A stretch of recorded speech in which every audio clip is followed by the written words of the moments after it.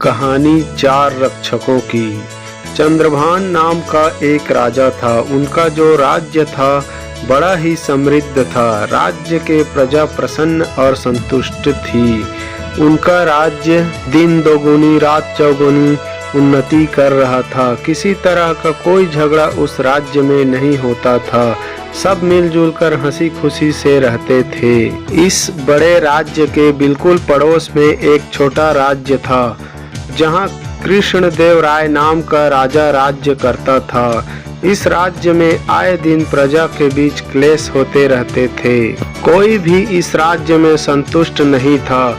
यहाँ तक कि खुद राजा भी हमेशा चिंतित रहता था। कृष्णदेव राय अपने राज्य के हालात बदलना चाहता था। उसे अपने पड़ोसी राज्य के अच्छे हालात के बारे में पता था, इसलिए वो चंद्रभान से मिलकर उनकी खुशहाली का कारण जानना चाहता था। एक बार चंद्रभान से कृष्णदेव राय की मुलाकात तय हुई। चंद्रभान ने कृष्णदेव राय का स्वागत दिल खोलकर किया। भोजन करने के बाद चंद्रभान कृष्णदेव राय को अपने राज्य के सेट पर लेकर गया। कृष्णदेव राय ने देखा कि हर जगह लोग बड़े खुशी और संतुष्ट हैं। कृष्णदेव राय चंद्रभान की प्रशंसा करते हुए कहा, यह तो मानना पड़ेगा, क्या आपने अपनी प्रजा को बड़े सुख से रखा है और उनके बीच शायद कभी झगड़े होते भी होंगे या नहीं। मेरा राज्य छोटा है, फिर भी आए दिन मेरी प्रजा में झगड़ा होता रहता है।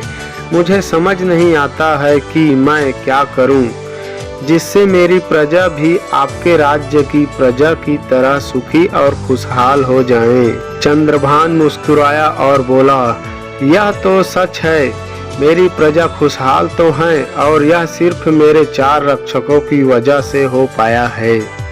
कृष्णदेव राय आश्चर्यचकित होकर बोला, आप क्या कह रहे हो? मेरे पास रक्षकों की पूरी फौज है और आप कह रहे हैं कि आपके चार रक्षकों की वजह से आपका राज्य इतना सुखी है? यह कैसे हो सकता है? चंद्रभान बोला, हाँ, चार रक्षक, लेकिन ये चार रक्षक कोई सामान्य नहीं है। यह बड़े अद्भुत रक्षक हैं। चलो मैं तुम्हें इन चार रक्षकों के बारे में बताता हूँ। मेरा पहला रक्षक है सत्य। रक्षक मुझे झूठ बोलने से रोकता है, इसलिए मेरे प्रजा में विश्वास बना रहता है कि राजा जो हमेशा सत्य बोलता है वह किसी का बुरा या असत्य नहीं करेगा। मेरा दूसरा रक्षक है प्रेम। यह रक्षक मुझे अपने प्रजा से घृणा करने से रोकता है, जिससे मैं मेरी प्रजा का दिल जीत पाता हूँ। कृष्णदेव राय उत्साहित होकर बोला, और तीसरा रक्षक कौन है? मेरा तीसरा रक्षक है त्याग। इसी रक्षक के बदौलत मैं लालच का त्याग करके अपने प्रजा का हित हमेशा सोच सकता हूँ।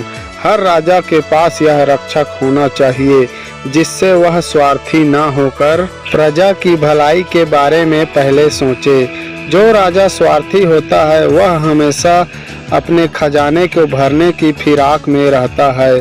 उसे अपनी प्रजा से कोई मतलब नहीं होता है। आखिरी और चौथा रक्षक है न्याय। जब प्रजा को एक राजा पर यह भरोसा हो जाए कि राजा किसी के साथ अन्याय नहीं होने देते, तब प्रजा खुद भी न्याय संगत व्यवहार करने लगती हैं। इस तरह मेरे ये चार रक्षक मेरे पूरे राज्य को खुशहाल बनाए रखते हैं।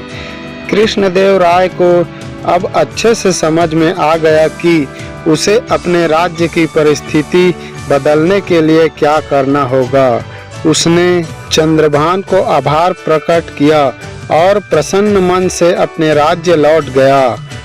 कहानी की सीख। दोस्तों, ये चार रक्षक सिर्फ किसी राज्य को ही खुशहाल बना सकते हैं ऐसा नहीं है, बल्कि ये किसी परिवार, संगठन, गांव, कंपनी को भी खुशहाल बना सकते हैं। इसलिए अपने जीवन में सत्य, प्रेम, त्याग और न्याय को साथ लेकर आगे बढ़ें। वीडियो अच्छा लगे तो प्लीज़ लाइक और सब्सक्राइब करना ना भूलें। धन्यवाद।